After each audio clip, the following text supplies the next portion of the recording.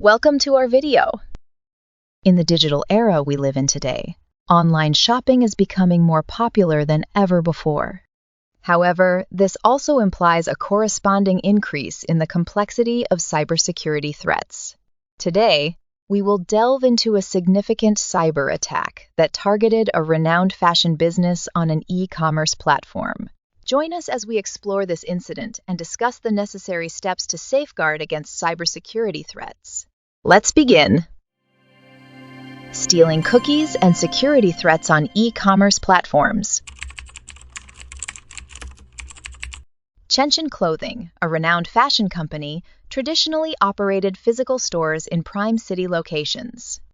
However, the COVID-19 pandemic shifted consumer habits, pushing the company to pivot to online sales. Leveraging their established reputation, their online store quickly attracted both loyal and new customers. Sales surged due to positive product feedback. However, a crisis emerged when thousands of complaints about mysterious, unknown orders surfaced. And worse, the personal information and even social media and bank accounts that they store by default on the website are also compromised.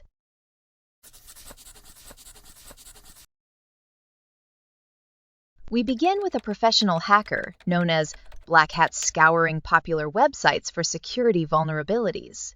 His target is Chenchin Clothing, a rapidly growing e-commerce site with hundreds of thousands of users.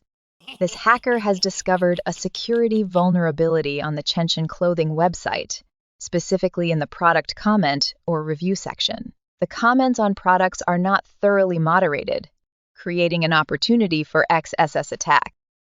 So what is an XSS attack?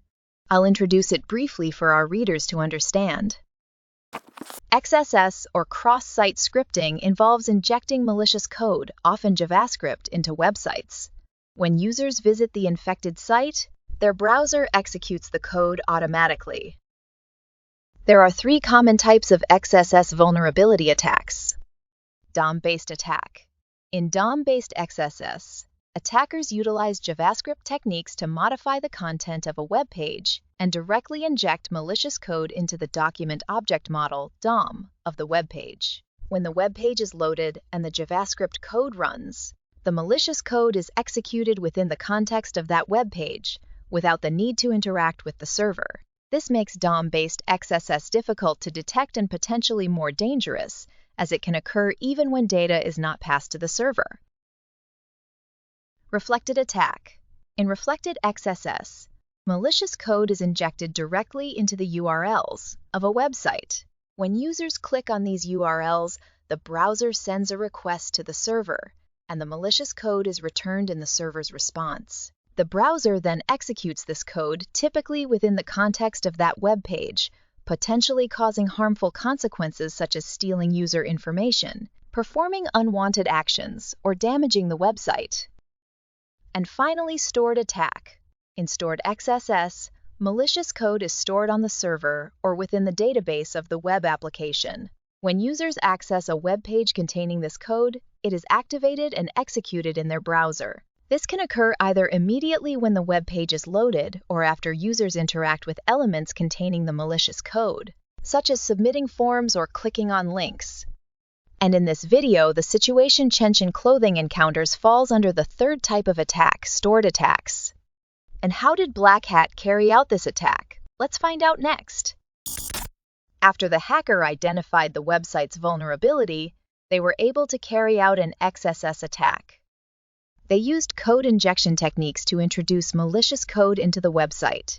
For example, they might insert malicious code into the product comments section.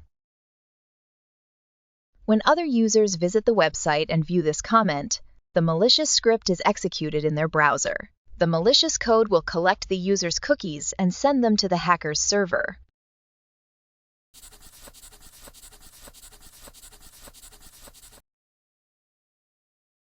Firstly, personal data loss. Sensitive information such as usernames, passwords, and payment details can be stolen or altered. This puts customers at risk of identity theft and compromise of their online accounts. Secondly, financial risk.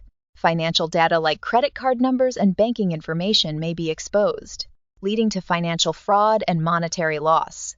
Customers may suffer unauthorized charges and fraudulent transactions as a result.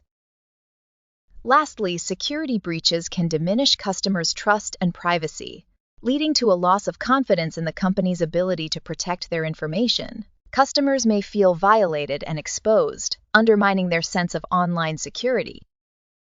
For businesses, there are also significant challenges to contend with, not just for customers. Firstly, reputational damage. Negative publicity from a security breach can tarnish the company's reputation, hindering customer acquisition and retention efforts. Trust once lost is difficult to regain, impacting the company's credibility and market standing. Secondly, financial losses. The aftermath of a security breach can lead to direct financial losses. This may include fines, legal fees, investigation costs, and decreased revenue due to loss of customers' trust and reduced sales. Lastly, loss of customer trust can be severely undermined, leading to decreased sales and revenue. Once loyal customers may choose to take their business elsewhere, impacting the company's bottom line and long-term success.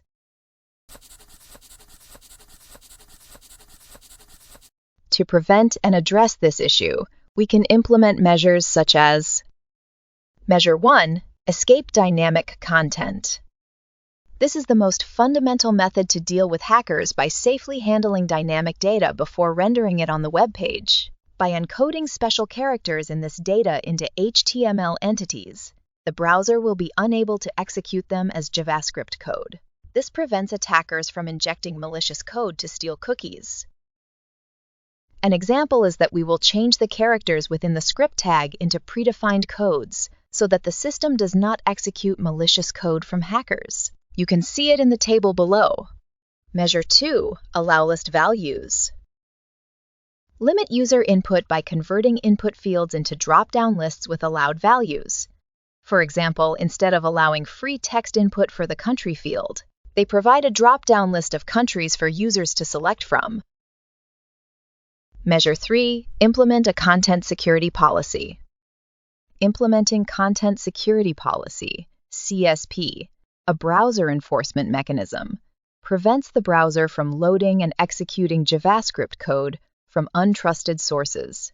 This prevents malicious code from attackers running on the website and stealing cookies.